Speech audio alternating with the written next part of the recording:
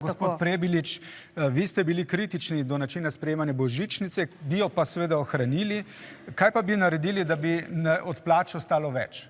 Torej, mi predlagamo razbremenitev srednjega razreda. Naš cilj je, da bo vsakemu pripadniku v srednjem razredu ostalo 150 evrov več na mesec. Ampak se ne gre samo za davčno bremena, veste. Gre za to, da gospodarstveniki imajo občutek, da so pravzaprav nezaželeni v naši državi. Samo dva primera bom imenoval. Prvič, gospodarstveniki ne pričakujejo samo davčnih razbremenitev, pričakujejo hitrejša gradbena dovoljenja, pričakujejo administrativne ovire, s katerimi se srečujejo praktično vsak dan na področju trga delovne sile, ko rabimo novo delovno silo.